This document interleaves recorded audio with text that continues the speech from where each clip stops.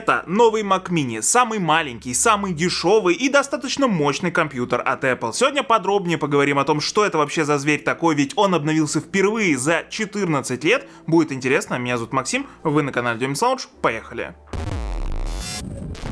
Что ж, чтобы достать его в первый день продаж, пришлось прыгнуть в самолет и метнуться кабанчиком в Абу-Даби. Там, естественно, зайти в Apple Store, приобрести его и привезти вот сюда, чтобы мы с вами могли на него посмотреть. Да, вообще Mac Mini лично для меня это эпохальный компьютер, просто по той причине, что это мой первый Mac, поэтому мне было очень интересно посмотреть, что за 14 лет с ним вообще изменилось и каким он стал. Если такой ролик вам понравится или будет чем-то полезен, поставьте большой палец вверх, мне это будет приятно и поможет каналу в развитии. Там внизу подписывайтесь на канал, жмите на колокол, ничего классного интересного не пропусти. YouTube пришлет уведомления с выходом новых роликов, тем более, что у нас вот здесь такие самые быстрые актуальные обзоры не только каких-то гаджетов, но и софта, например, той же iOS. Кстати, этот Mac Mini первый в ОАЭ, который был приобретен, так что вот так вот специально для вас все это делаю. Ну, естественно, чтобы не мотаться за ним по жаре, как я в Абу-Даби, то проще всего приобрести Mac Mini, другие компьютеры, Mac, iPhone и многое вообще все другое у моих друзей из магазина Technodeus. У них приятные цены, быстрая доставка, гарантия на все устройства и, естественно, классное обслуживание. Напоминаю, что по промокоду Демин еще получите скидочку или подарок при покупке, и там скидочки достаточно хорошие. Ну и, конечно же, с ребятами очень давно сотрудничаем, мои друзья, партнеры, коллеги, поэтому всегда их вам рекомендую. Ссылочка на Technodeus, конечно же, будет внизу в описании, и, кстати, новые Mac Mini уже можно у них приобрести. Если мы говорим в целом о том, что такое Mac Mini, потому что я до сих пор вижу, что многие люди не понимают вообще, а это что такое? Это персональный компьютер, это не MacBook, это просто персональный компьютер, который вы, как видите, можете поставить на стол, потому что он маленький. Он был-то маленький, а стал теперь совсем маленький.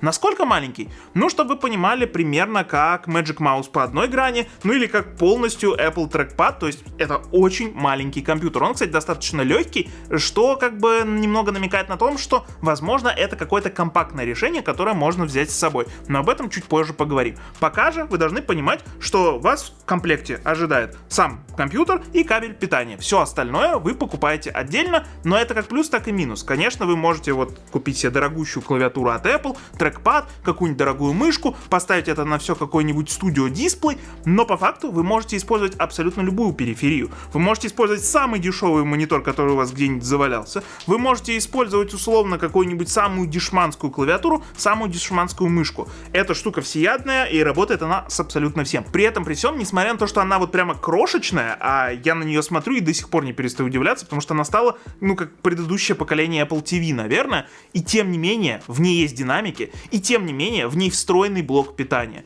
Как Apple это заинженерила, это отдельный вопрос, потому что там же есть и активное охлаждение, и достаточно неплохой набор портов. Да, не всего хватает, например, нету SD-картридера, ну, опять же, Apple здесь не всегда нам эту штуку дает, но у нас с вами целых 5 USB-C, 3 из которых у нас сделаны по технологии Thunderbolt, и в зависимости от того, если у вас не просто M4, а M4 Pro, то там может стоять именно Thunderbolt 5, самое новое поколение, которое вот только-только производители начинают выпускать. И это делает из этого компьютера какого-то монстра. То есть это компьютер сам себе буквально для всех. Это может быть ультрабюджетное решение за 600 баксов, за 60 тысяч рублей. А если вы покупаете его, например, вы где-то учитесь в колледже, в институте, то вы можете его купить вообще за $500. И за 60 тысяч рублей у нас с вами M4, 16 гигов объединенной памяти, видео плюс оперативка. Да, 256 гигабайт SSD, это, наверное, самое слабое его место, ну потому что не всем хватит. Но с другой стороны, для обычных каких-то вопросов этого достаточно. Хотите 512, здесь уже придется доплачивать 200 баксов,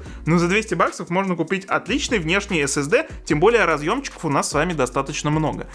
И еще раз, это все за 600 баксов. Да, нужна внешняя периферия, но тем не менее, самый дешевый компьютер Apple, но не значит, что он какой-то самый убогий. Он выдаст вам отличную мощность для этого сегмента. Если мы смотрим, то вообще M4 по процессорной части мощнее, чем M1 Max. И у нас будет с вами отдельный большой ролик, где мы поговорим о том, какой Mac выбрать в 2025 уже году. И там я расскажу, как вообще в принципе сориентироваться на то, что стоит выбирать, для кого и так далее.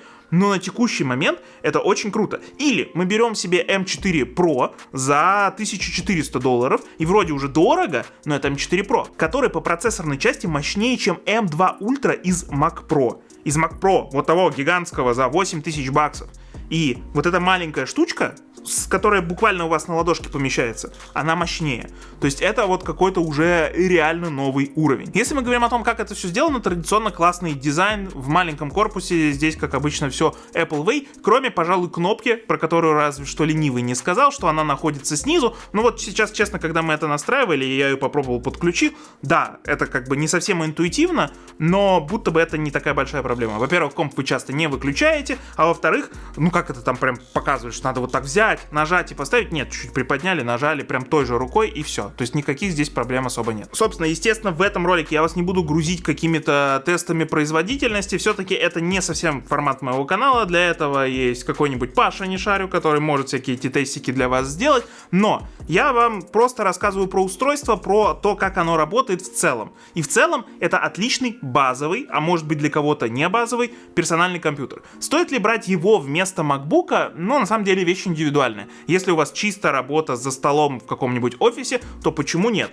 Вы можете подобрать удобную для себя периферию, естественно, вы можете подобрать удобный для себя дисплей, он может быть причем дорогой, а может быть недорогой, и все настроить как вам удобно. MacBook — это такое решение все в одном, если вы еще куда-то дополнительно ездите, но вы как бы и за это платите. Да, там будет топовый классный дисплей, там будет хорошая клавиатура, там будет офигенный трекпад. Сюда, если вы вот хотите такой же уровень, это все нужно будет отдельно докупить. Но если мы с вами считаем, например, стоимость базового MacBook Pro в 1500, даже $1600, то все равно будто бы, если мы докупим клавиатуру, даже плоскую, если мы докупим трекпад и докупим монитор, то, скорее всего, это получится дешевле, чем MacBook. Поэтому здесь чисто вопрос форм-фактора. Плюс эта штука будет, очевидно, лучше распределять тепло за счет вот такого вот настольного форм-фактора, чем MacBook. Ну, потому что она как бы немного потолще, и там чуть лучше устроена вентиляция. То есть, очевидно, вы можете использовать этот Mac в работе, но еще я просто подумал о том, что он такого размера и формата, что его можно, в принципе, присосать немножко к телевизору и сделать из него этакую игровую консоль. Да, с играми на Mac'е, ну, немножко напряженка есть, но, тем не менее, это возможно, вы можете подключить, включить какой-нибудь Assassin's Creed и сидеть перед телеком спокойно играть.